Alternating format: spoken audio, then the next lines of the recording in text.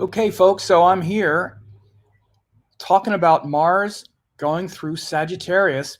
It's going to be going through Sagittarius from like February 8th until March 22nd. So that's literally like a month and a half. And I'm going to be talking about that transit of Mars through Sagittarius and also through each of the three nakshatras in Sagittarius. So you're going to learn about those three portions of Sagittarius, how they're different based on the nakshatras, and how Mars operates through Sagittarius and in each of those nakshatras. And then we'll look at the exact timing as well. So get a pen and paper ready as well to also see this. And one of the things I did want to mention before we got started is that you can also get a comprehensive daily forecast, as you see at the bottom of the screen there, and also 8 hours of free classes at my member site. It's called the Astrology Training Lab. If you go to astrologytraininglab.com, you can register, only 50 cents, and you get new and full moon updates, 8.5 hours of classes. Free classes, as you can see, these amazing classes, chart reading template for, it's like an hour long, and then foundation of astrology classes, and then classes on quantum Vedic astrology, where I talk about neuroscience, quantum physics, and astrology. And you get access to this training lab, again, where you see daily forecasts. There's a couple daily forecasts that you get, one from me and one from my longtime student and excellent astrologer named Jeff Poole. So these are all there as well, and I'll put a link there in the box. Oh, I meant to have that up. Let me get that for a second. Yeah, and so that those forecasts are definitely a great thing for you to keep you on track with your. Where is it? Keep you on track day to day, because the thing that happens is we get really off. I'll type it in here. HTTP. I'll put the link here. astrologytraininglab.com, where you can get that. So again, it's definitely something that a lot of people take advantage of, because again, this is the best way to learn astrology, is to actually stay up to date day to day with the current transits, know where everything is, stay in touch with the lunation cycles, the full moons and the new moons. And this is, a very important time right now to stay dialed in, to stay connected, and not get so sucked up into the drama of the world. Of course, the world is full of drama now, all kinds of, intense things. But we're going to talk about Mars going through Sagittarius today. And of course, he's going to be hitting Ketu, Jupiter, and we're going to look at that. So the first section of Sagittarius is Mula Nakshatra. And of course, Mula literally means root, or to pull out by the roots, to uproot, to pull out and then plant new seeds. And so you can really see this quality of Mars, which is about action, fighting to improve what needs to be changed, fighting to improve those things that are weak, that are making us feel weak, and needing to fight those things in order to improve them. So much of life is learning how to fight the good fight, and not just fight indiscriminately, to choose our battles wisely. And then once we do, to go at them with courage, compassion. A great martial artist isn't fueled by anger, frustration. This is usually how we experience Mars. And again, you want to understand that the planets are divine forces.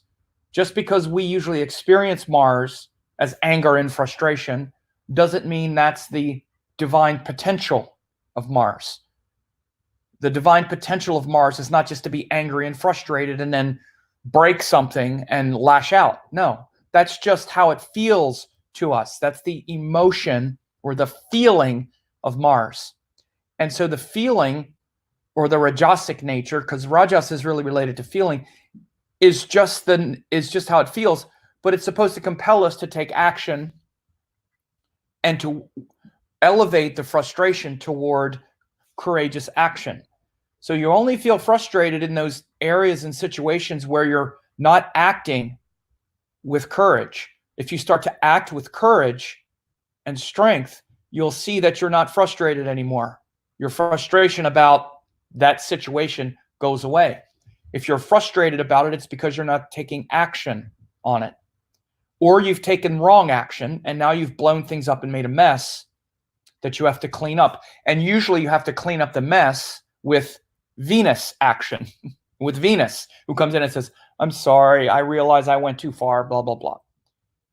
So instead of blowing things up because you're frustrated, as you're pulling things out by the roots here in the next several weeks, instead of overdoing it, be like a martial artist and keep your head cool. Be cool.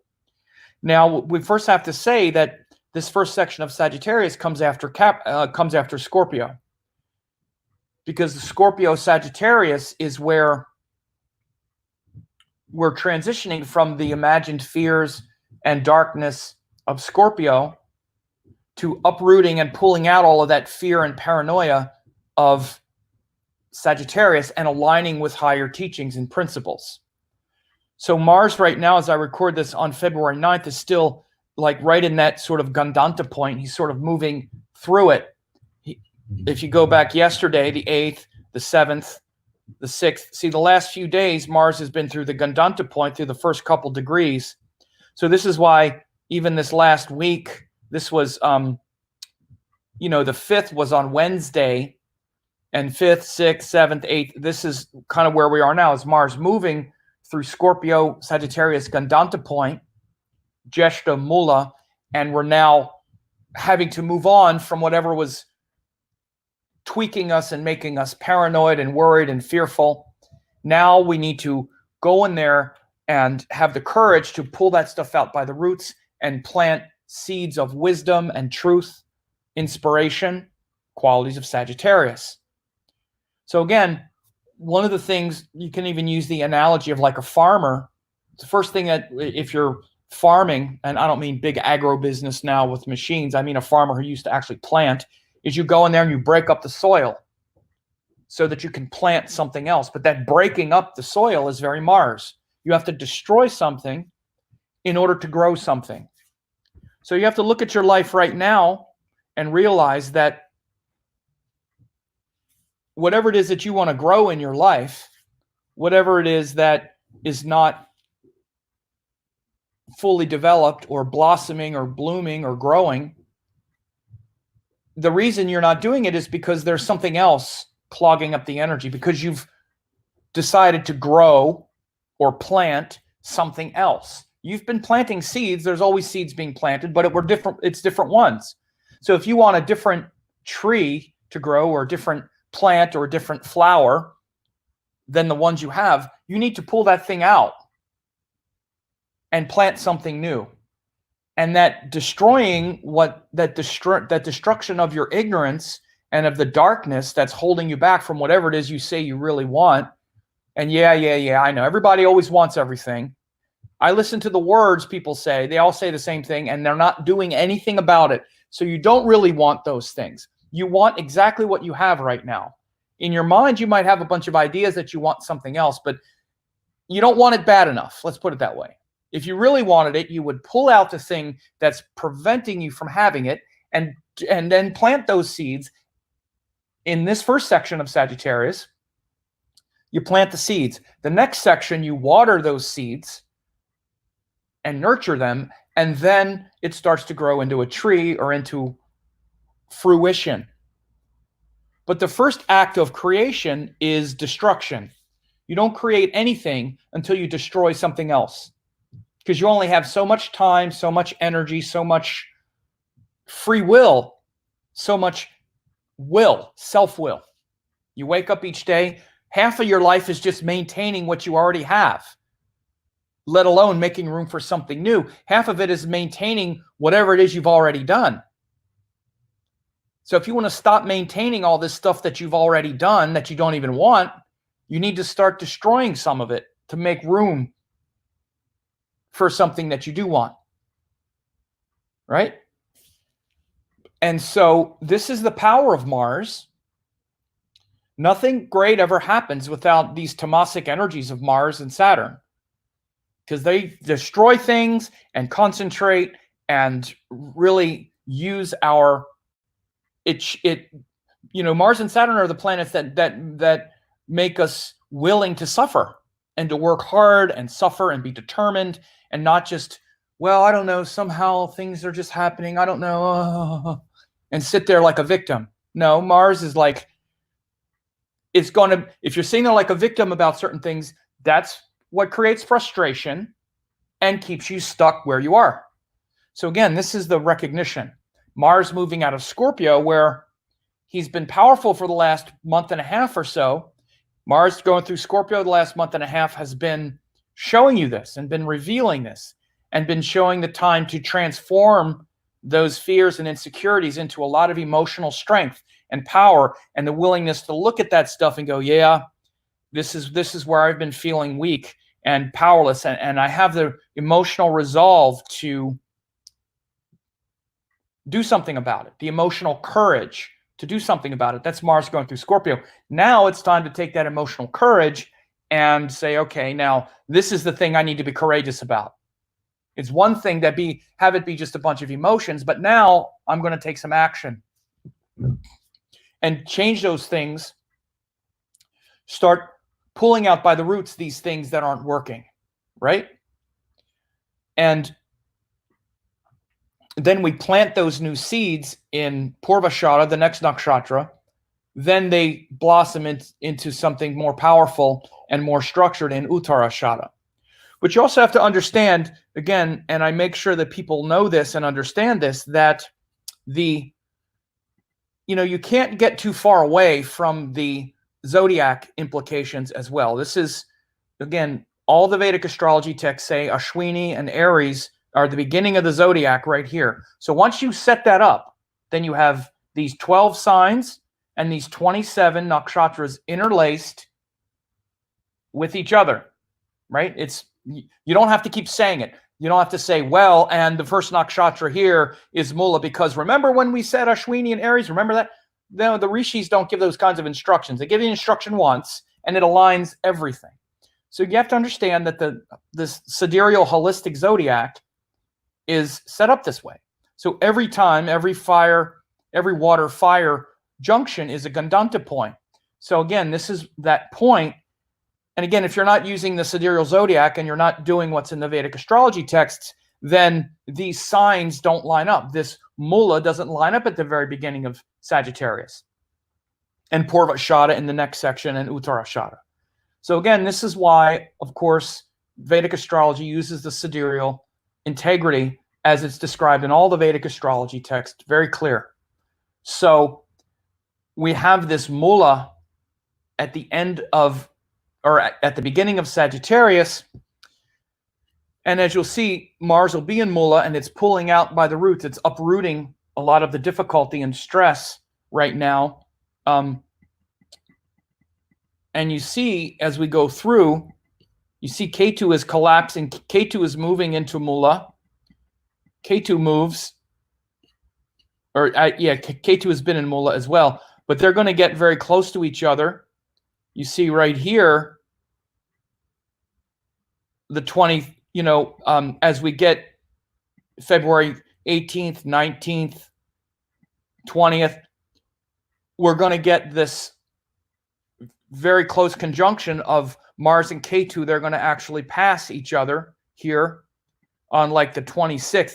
But, from the 20th, especially from the 20th to like the 26th, like that week, it could be some very intense sort of explosive things. I've already said this time also with this Moon, Mars, Ketu right here, 18th, 19th, 20th.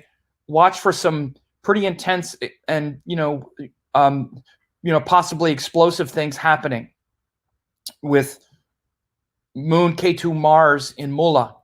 Now, again, often, it can be things like, like 9/11 type of events, or the tsunami type events, or things where there's literally explosiveness or assassinations or terrorist stuff, external things in the world for sure.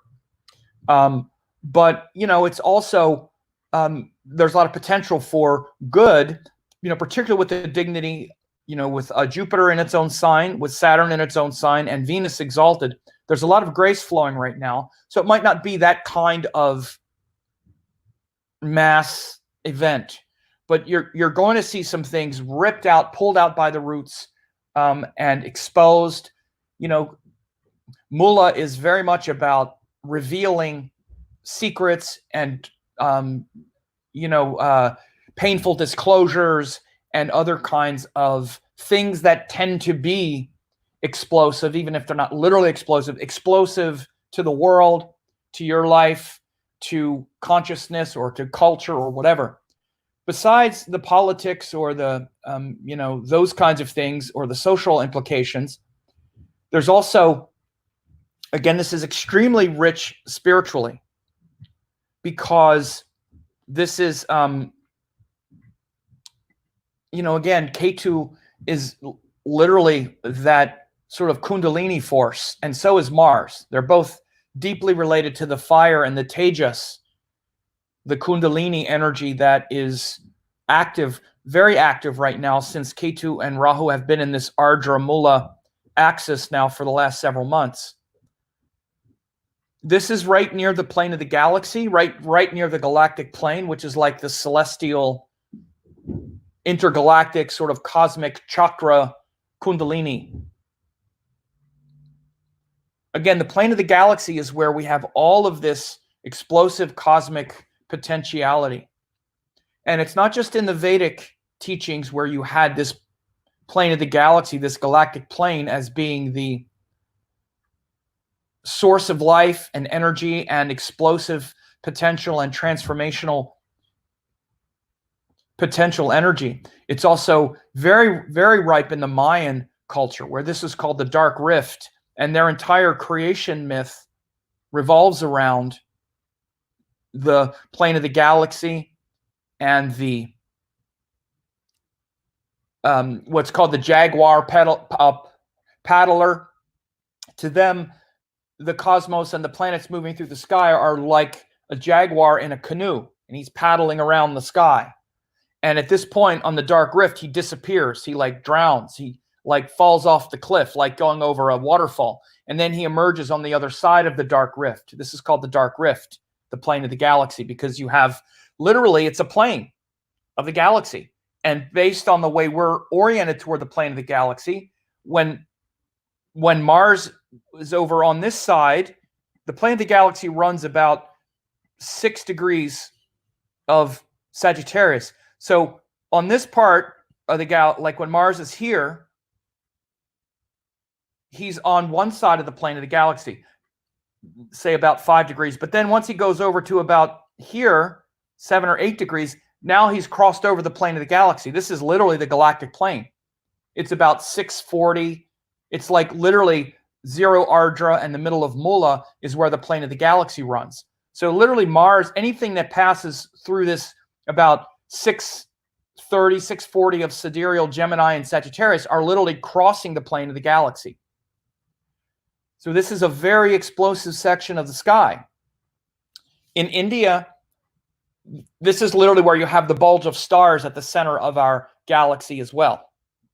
You have the bulge of stars, the galactic core, there's a black hole in the middle, and then you have the plane, which is what spreads out from that.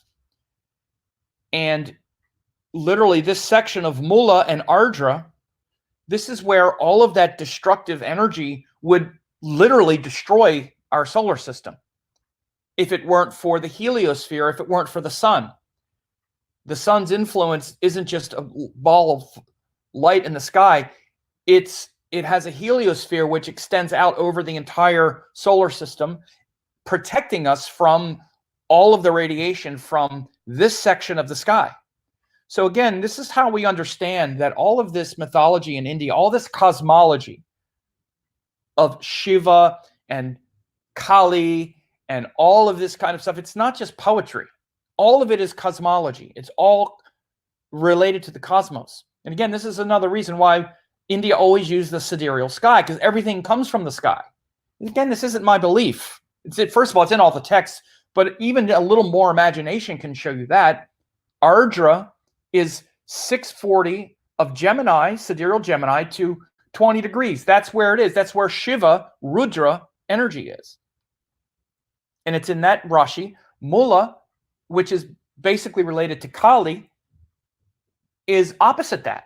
That's why Shiva and Shakti opposite each other.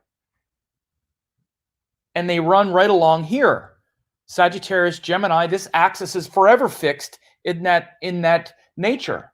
That's why it's this very transformative section of the sky. And these two signs, Gemini and Sagittarius, are two of the most transformative, just naturally, where we naturally transform energy, where energy is naturally changing really fast. So this is really very powerful as Mars passes over. And again, you can see on the 18th, Mars is right on the plane of the galaxy. Venus joins it in Mula again. I'm sorry, not Venus, the moon.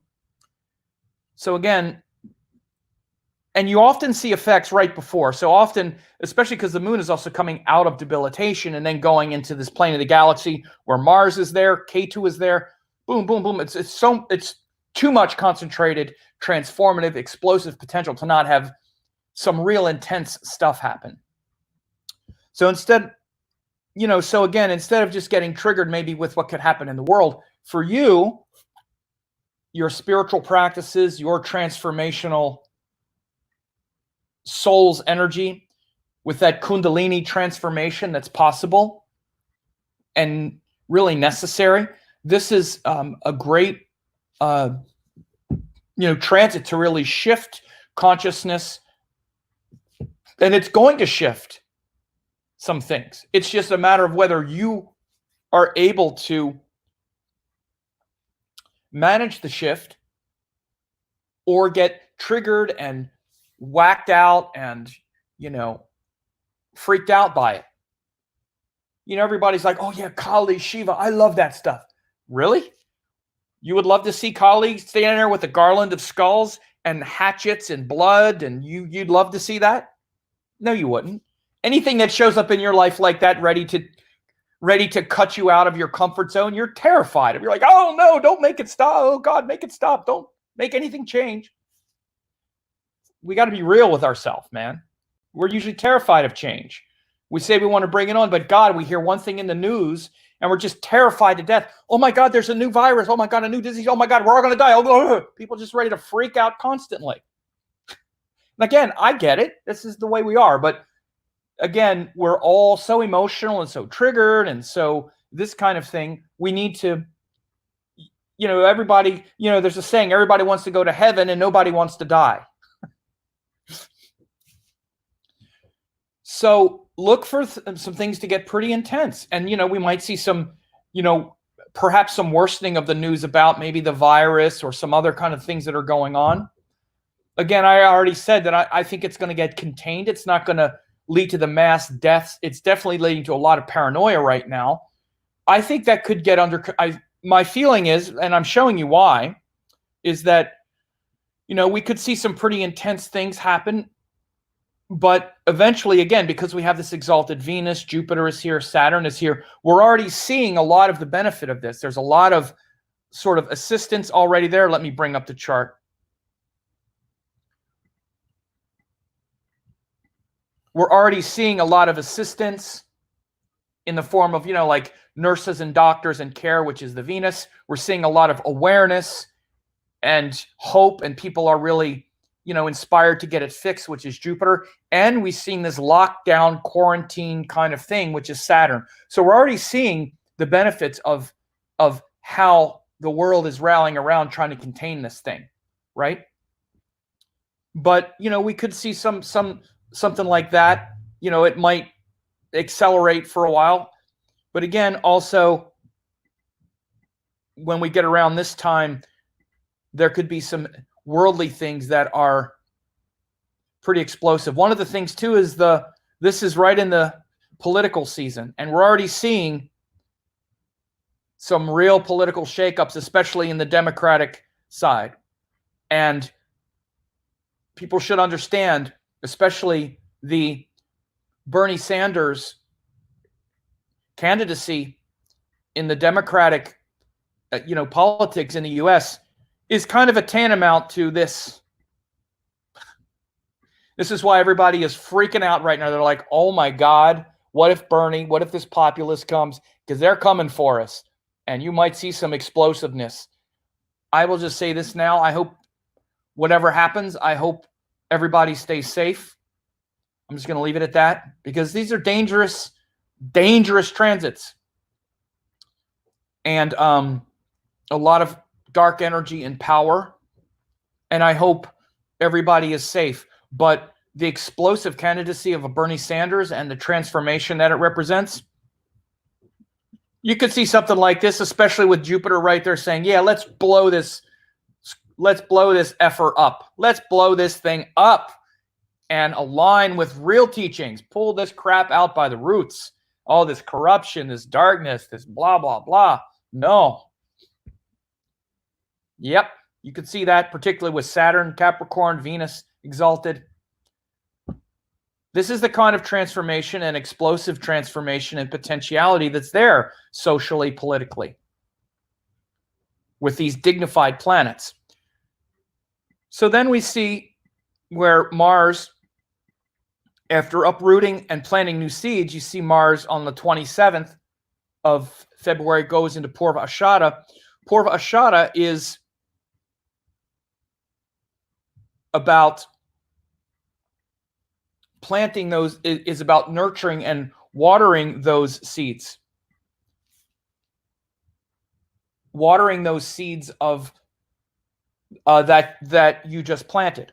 And watering those seeds that you just planted is, a very important, is also very important, because you have to nurture those seeds in order for them to actually become a tree or a plant or something that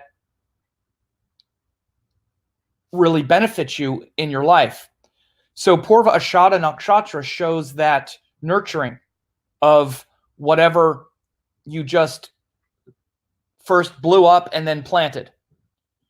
And we nurture those seeds, and hopefully they're authentic inspirations. They're true inspirations. They're not based on being exploited or being mistreated or whatever. They're hopefully a measure, or they're a product of authentic teachings. And so that's going to be, one second. That's going to be important from the 27th until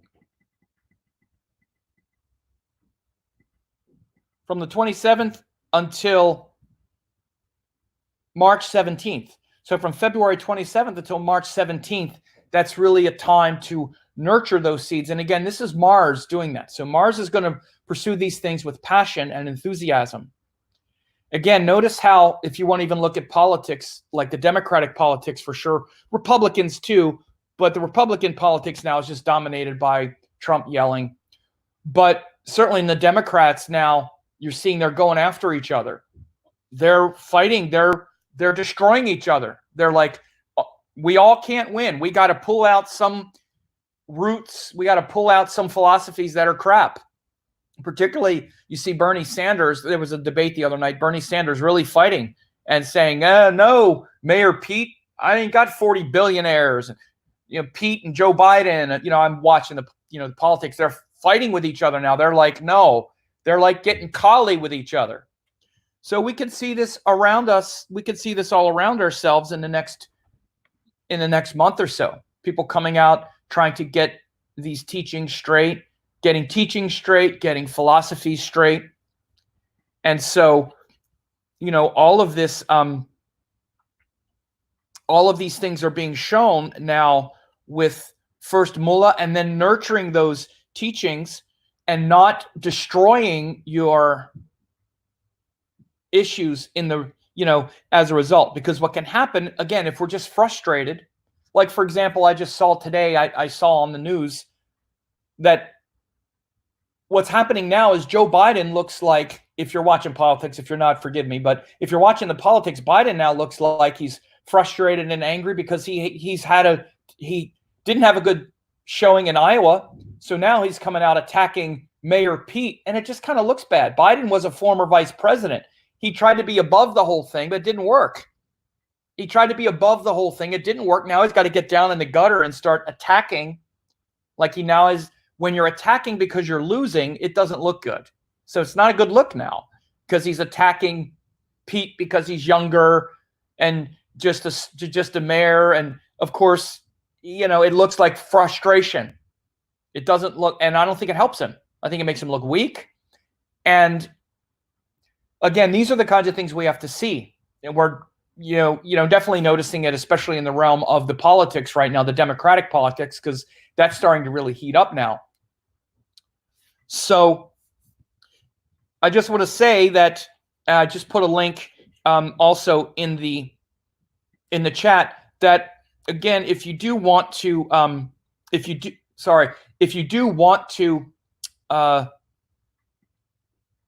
get these get daily forecasts and see how this is going to play out throughout the month ahead, again, you can join the Astrology Training Lab. Again, you get daily forecasts like this all the time, where you get 2 of these forecasts each day. And the forecasts are really based on the classic Vedic Panchanga, where there's the Vara, there's the Rashi, there's the Nakshatra, there's the Tithi. And so every day you get 2 of these, one from me. You see, this was the previous day. It was Friday, Cancer, Punarvasu Pushya, 14th Tithi, and Jeff Poole, who was one of my excellent students. And you just go here, Astrology Training Lab, astrologytraininglab.com, only 50 cents. You can try it. And you get 8 hours of classes. These classes are great. One of them is how to read your chart. This is just for 50 cents. This is like a 50-minute video. Amazing chart template. You can apply it to your chart and learn how to read charts. These are the same structure that I use now when I read charts. This foundational course, 4 hours, where I explain all the way from the beginning to the end of how to read charts, also very dynamically. And then Quantum Vedic Astrology, 3 hours, where I talk about neuroscience in the brain, the triune brain, reptile, human, and monkey brain. Also, the cognitive biases, the reticular activating system, our karma, and how we spread our karma and project it. And then on the quantum physical level, we collapse the infinite possibilities of the wave into the finite possibilities of the particle, which is what we're all wind up doing. We all wind up limiting ourselves and narrowing ourselves. And on the quantum level, on the level of quantum physics, this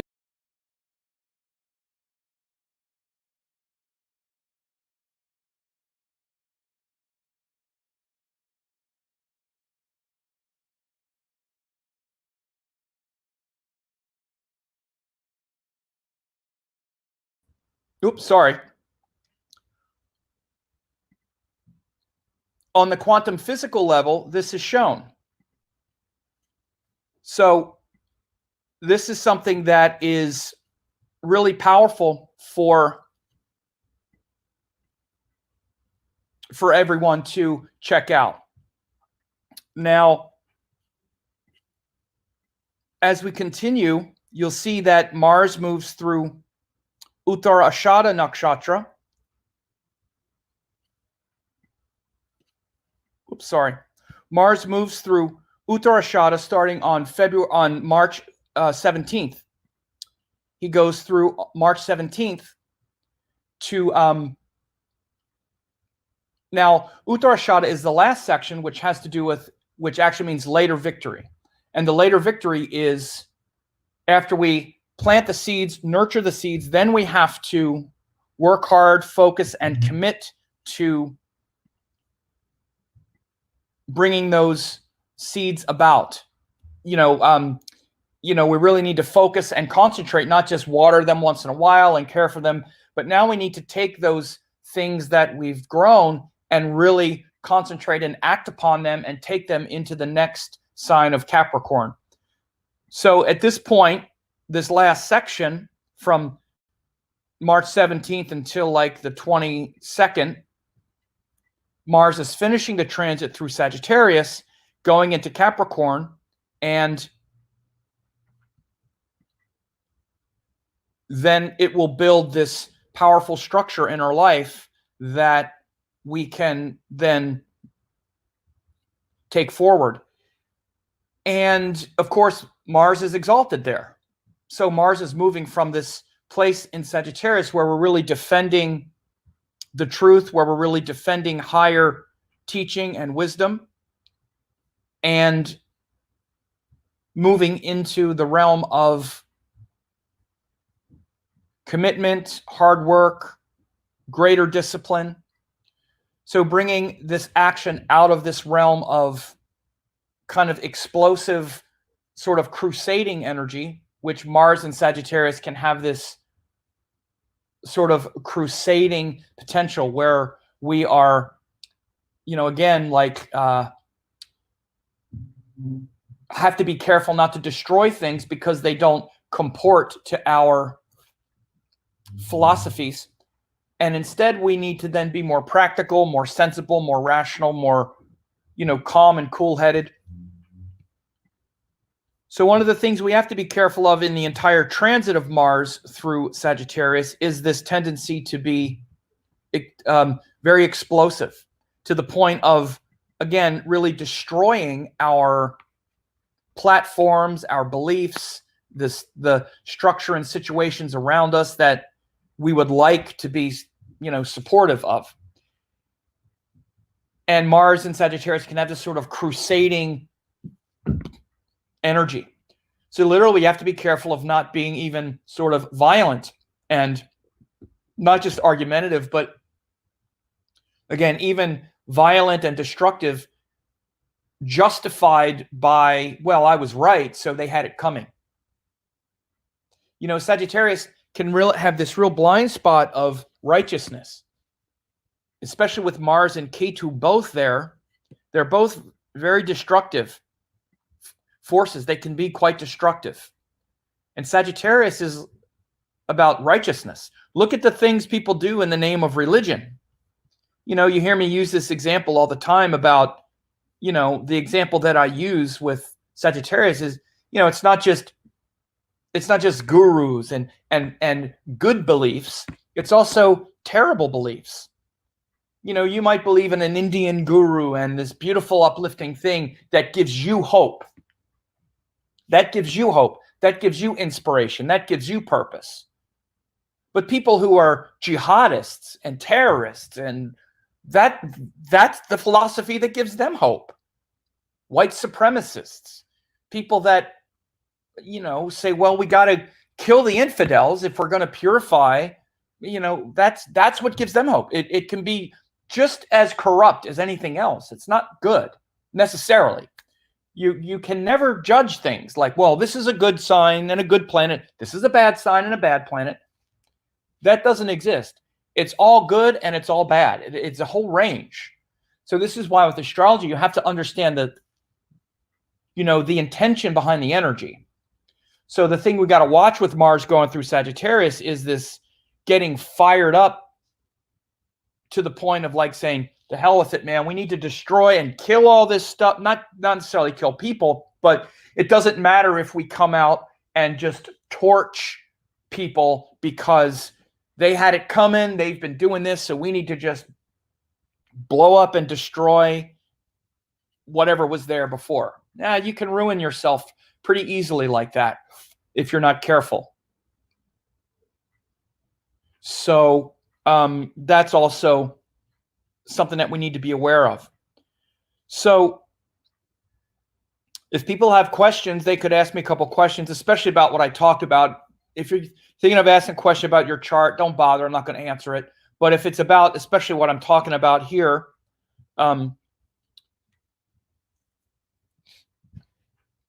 and this is just looking through a few of the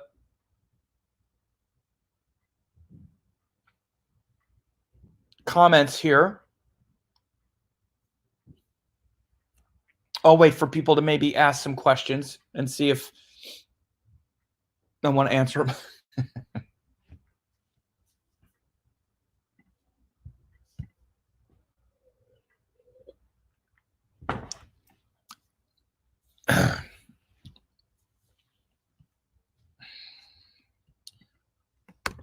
So again, I will put the link in there again.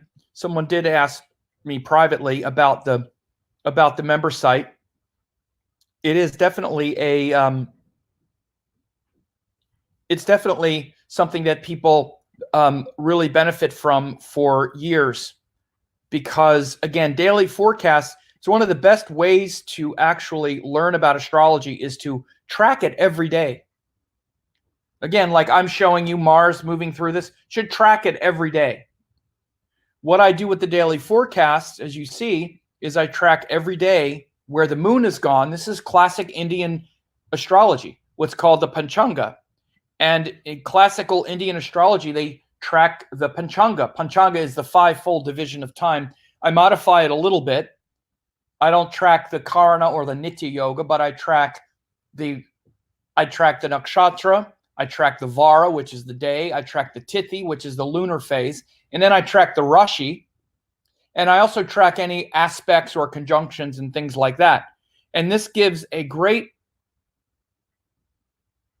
energy of the day that keeps you understanding when these things shift. Like, for example, the moon moved into Leo today on February 9th. So the moon was in Leo in Mula Nakshatra, ruled by the Pitris, the divine ancestors. It's the first lunar day of the waning cycle of the moon, of Krishna Paksha, the waning cycle within the Capricorn cycle. So it's about letting go, feeling empowered to let go of some of the control of Capricorn, blah, blah. So again, this is what's going on. And what I just did the other day is there's also full moon and new moon forecast for each of the 12 signs. This was the full moon in Cancer for all 12 signs that I did a couple days ago, because we just had that full moon. And as you can see, it's for all 12 signs. If you got, you can just click here and see it for your sign, because these full and new moon cycles are literally the trajectory of your life. Whether you know it or not, that's what's happening. And most people just don't know it. You start watching this every day, and it's transformative. Particularly, again, if you want to try only 50 cents, you also get all these classes. People ask me all the time, what's a great place to start? How can I start? I'm interested. Where do I start? And I say this, 50 cents, 8 hours of classes, daily forecasts. So it's really a great way to engage. So Rahul said, wisdom of Jupiter should be able to control the aggression and impulsive behavior of Mars and Ketu. Again, I've already mentioned as well that Jupiter being there is auspicious for sure. You have to be careful and say Jupiter's wisdom should be able to control Mars and Ketu. It's not wrong, but we have to be aware that I already said to someone, for example, let's use the example that I mentioned. To a terrorist, Jupiter wisdom is let's kill them all. So again, the reason we see these kinds of potentialities come out, again, if your philosophy is this is what's right, that we should not be, let's say, for example, let's not say terrorists, but for example, there's a political situation now with the U.S. in Iraq, and the U.S. is in Iran. The Iranians want the U.S. out. The Iraqis, we assassinated their leader. This is a powder keg ready to blow up. If you're an Iraqi, let's say like al-Muqtada, I think was his name. If you're an Iraqi who wants the U.S. out of their country, this Jupiter in Sagittarius with Mars and Ketu is now giving your philosophies this like, okay, now we need to do it. Now's the time. Now you're fired up about that philosophy. So when you say it gives the wisdom to control it, yeah, it gives them the wisdom and the courage to also do something about it, because their goal is to get the U.S. out. If you got to blow up some things and things got to blow up and you need to, you know, attack a military base so that the U.S. retreats, then that's the price you pay. Now, again, or whatever, but again, you have to understand their goal is this, our goal is that. This is why it's very easy to get into good and bad and relativism and think that, you know, we understand how this is going to necessarily play out. What's good for you isn't good for someone else, etc. So your point is well taken, and I already said it as well. My hope is that, you know, it can mitigate some explosiveness, but I think that there's going to be some very intense energy coming up. Again, because of all of these things that are set up. Again, I've been tracking this a long time. And, you know, again, we might see something like that and go, oh, but that was bad. You know, why was that? You know, why did that happen? You said nothing bad would happen, or you said it wouldn't be this way or that way. But again, you might be looking at it from your point of view. Maybe it's not bad from the people who did it, from their point of view. Let's say something like 9/11. Again, I'm not advocating anything. I'm just trying to look at things objectively. But from the point of view of many Arabs and terrorists and Al-Qaeda and people that are extreme haters of America, it wasn't this dark day. It was a great day. Now, again, this isn't a large portion of the world, but you can't just see things from one point of view. Now, again, what I try to look at is the overall implications. It was a transformative event. It blew things up in a way that transformed the world in ways that we've never seen before. This is why I talk about it that way. It's a transformative event, and when we get so enamored with our position, we can tend to lose what's really going on a cosmic level, which is Ardra, Rudra, Shiva, Kali are blowing things up and transforming things to make us see, you know, the nature of reality. Because there's probably a lot of Westerners who didn't even realize the rage or what the U.S. government had been doing, or that kind of thing was possible or existed. All kinds of stuff gets brought into the light when we have these explosive events. So I just want to bring that out. But yeah, I hear what you're saying, and it's a good point. But I also just want to extend the idea to say, again, good or bad, wisdom, you know, many of the people in the Middle East, for example, just to use that example, to them, the wisdom is, and they're right. Why is the United States occupying our country? What if the United States had Iraqi troops in, you know, Miami, Florida, and they had a conclave, and they were like, no, this is a part of our world. We're occupying your country. We wouldn't want them there. So the wisdom of Jupiter to them is like, yeah, the wisdom of Jupiter and Mars and Ketu is now giving us the courage to blow this up, lob some bombs in there so that America gets the hell out of our country. That's legitimate. You can't say that that couldn't also be the way it plays out. You could very easily say that. So these are the things to really look at.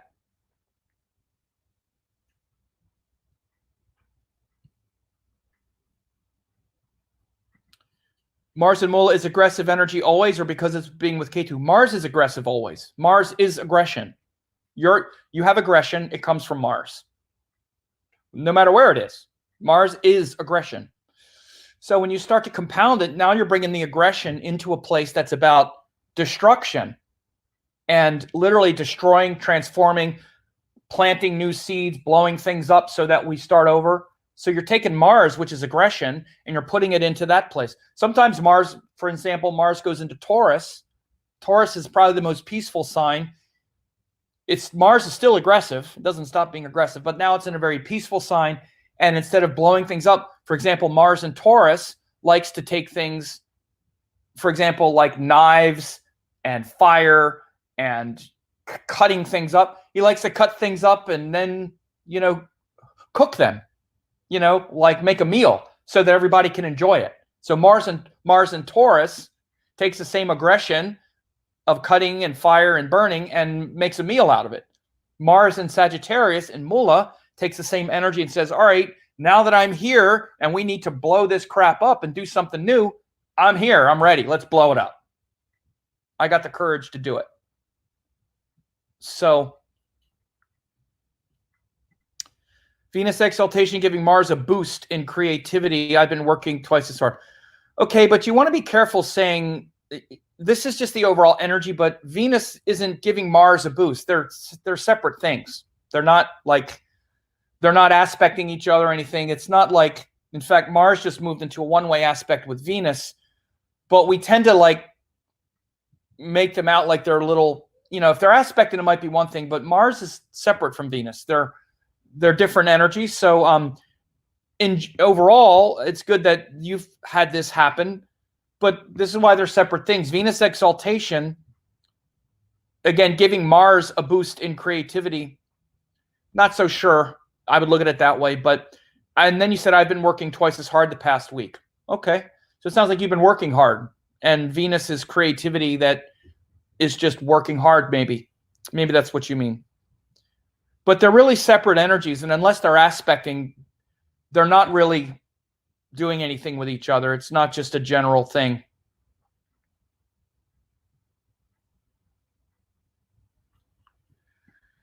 So Pam, yeah, I noticed the theme of the year has been old ways, a lot of uprooting with old belief system, paradigm of old systems. This conversation also identifies the same theme.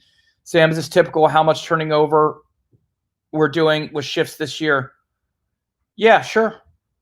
The year just started, but all these planets are moving through Sagittarius. So you said this year, the year is long, but I did a 2020 forecast. So how can we use the energy of Mars and Sag for doing good for others in the world? How about somebody else answer that? That's pretty, you can always use energy for good by aligning with what inspires you and doing something about it, right? I kind of said that in what I was saying, in what I discussed. Blow up all the stuff that's stopping you and start doing something inspiring. That's Mars is doing it. And you say, how can you do it? What do you mean how? You have energy, use it that way. Use it toward what inspires you and use it for things that are good for others in the world. Right? But first you have to destroy the reason why you're not doing it. So there's nothing ever stopping you from doing something good for others in the world at this time. Nothing ever. The only thing stopping you is you have other things that are stopping you. So you need to destroy them and then make room for this thing if you want. So this is actually just what I'm saying, that Mars right now in this section of the sky is bringing the power to do that. So how? You do it. You get disciplined and do it. You say, I'm going to do it. But it has to be worth it to you. See, the reason you don't do it is because it's not worth it to you. Whatever you're doing, that's the direct ratio of what's important to you. If you're not doing things, if you're not doing good for others in the world at this time, it's because you're doing good for you at this time. Some version of that that's not others. Which, by the way, I don't care if you don't do good for others. This is your question, and and it's not maybe just about you, but in general, when we get into these quandaries, it's because we're doing it, and it's a direct reflection of what we need to do different. So it's simply because it's not that important to you yet. What's most important is what you're doing. Can I use Mars energy to help me implement and be discipline the energy I'm feeling from Saturn? Or should I be concerned this fiery Mars will overwhelm me? Again, you're mixing things. Discipline is discipline. Saturn is something different. So,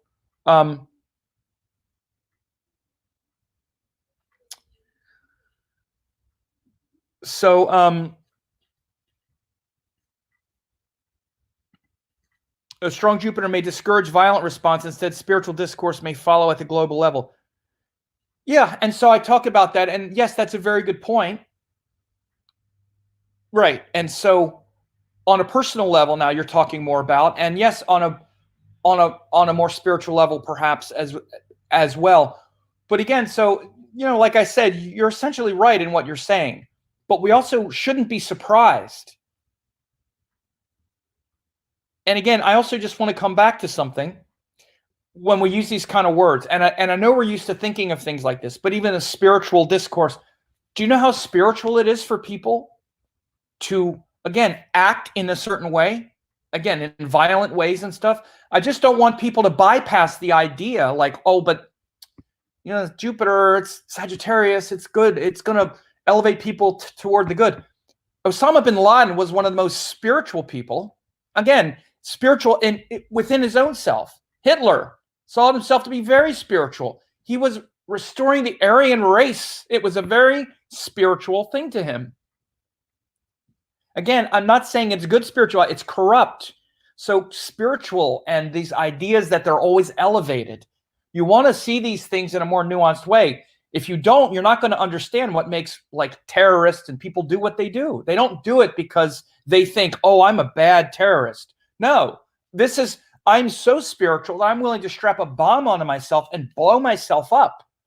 I'm ready to die for this. That's pretty spiritual. I'm ready to fly airplanes into buildings because I will get emancipation. So again, it's like, again, I'm only using these extreme examples to give you an idea of the notion. And again, it can be something even not that much. Spiritual bypassing is also a part of this. Again, in a less extreme way, we can just be very judgmental. Again, I even mentioned things, let's say in the political realm. And this is something that's happened even with the politics, especially, I've seen on the news lately, because Bernie Sanders is very subversive because, he talks about getting all the money and the corruption out of the politics and stuff. He really shakes the establishment to the core. They really go after him, and they've been really going after him and his supporters now, who they're basically portraying as like terrorists, all the Bernie bros terrorizing people online. They're literally saying it like that. There's been, it's going to ratchet up. Again, I'm not saying that the Bernie bros are, I'm not saying the criticism is necessarily justified, but some of it is.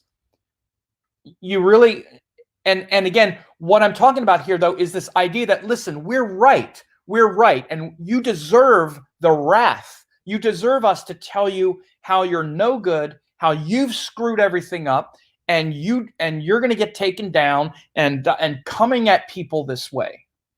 They're not doing it because they think they're wrong or that they're being terrorists or anything. They're doing it because they're right. They have a righteous aim. You want to understand that Jupiter is not, it's about righteousness. It doesn't mean it's spiritual. It doesn't mean it's good. It's about whatever you believe. It's your beliefs. And those beliefs can be anything. And they are anything. Look at how the beliefs people have. Where do you think they come from? They come from Jupiter. So Jupiter just manufactures belief. There is no, and again, you're also to the spirit of your question. Yes, for spiritual people who have a good spiritual belief, it can be very powerful, like I've said. And in fact, what it's going to do is bring that out. It's going to show the quality of people's beliefs and the general beliefs that we have and hold. And we're going to see a lot of things blowing up and exploding and getting thrown up based on the beliefs, the range of beliefs that we're seeing in the world. Again, this is why I said I think we're going to see some extremist things happen because people have extremist beliefs. And Mars is now going through that section of the sky that says, okay, that's enough. I'm ready to blow this crap up. And I'm right because I believe this. And again, if you're not doing that stuff and you're, let's use spiritual in the right way, these higher teachings, this higher wisdom, like I already said, then it's going to blow up all of your obstacles and the things where you're in your way. It's going to blow that up and challenge you to concentrate and fight the good fight, and not just not just try to win or get too stuck and triggered by the world. So again, these are nuanced energies, and I try to talk about them in this way because it's very easy to get into judgment, especially with this Jupiter kind of energy, and just think, well, but and astrologers do this all the time. They do this all the time. Well, but Jupiter's going to elevate it and make it all good. Okay. But what's good to you isn't good to someone else. We might all think it's all good, but it's not true. There are millions of people who think the greatest thing that could ever happen is Jesus come back, kill everybody who's not a Christian, resurrect the dead, and the rapture happens. There are people who think that is the greatest thing that could ever happen, is pretty much billions of people would die instantly. The dead would be resurrected. Christians would enter the kingdom, and that would be it. It's called Armageddon. And it's real, and there are people who think that. That's the greatest thing, that we're just hanging on waiting for that. They're Christians. Now, again, these are extremes, but how many millions of people actually believe that is going to happen and can't wait for it to happen? So, you think that's not Jupiter? Sagittarius? Ketu? You better believe it is. So, anyway,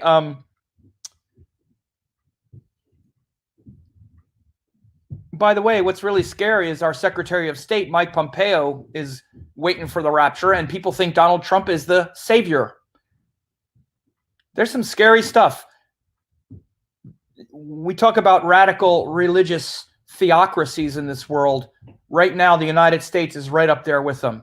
We got people who think Donald Trump is literally God, a godsend, and literally surrounded by right-wing people who think Trump, they worship him like he's a messenger of God. Pompeo and Bill Barr are too. So I don't want to get too off in the politics, but astrologically speaking, this is where we're at. So I'm going to leave it at that, and I hope that this was helpful for people to hear. And again, if you want to have a good place to start with learning astrology a little bit better, I posted the link again, and I make sure to post these links. Sometimes people, they're like, oh, you're promoting stuff. Yeah, I mean, people ask me all the time, where can we get started? Where's this, that? I put together these deals that can introduce people to astrology in an easier way without, literally 50 cents. Good Lord. And so I just want to make sure that people see that. But, Claire said, thank you for explanation, doing more good in the world for others at this time. You're welcome. It's my pleasure. I like doing it, and appreciate people coming. And, also share this with others, like and subscribe. Forgot to say that. I always forget. I got to force myself to do these promotions, but like, subscribe, get notified. Again, if you're not a member of the channel, click subscribe and then ring the bell, and you'll get notified when I go live. One of the things I'm doing now is I'm giving a few hours advance so that you can get a notification of when I go live, so it's not just all of a sudden, okay? And I also premiere videos now. I let them premiere live. So if you want to get notified, click the like, subscribe, the subscribe, and then ring the bell to get notified. And we'll take it from there. You all have a good one.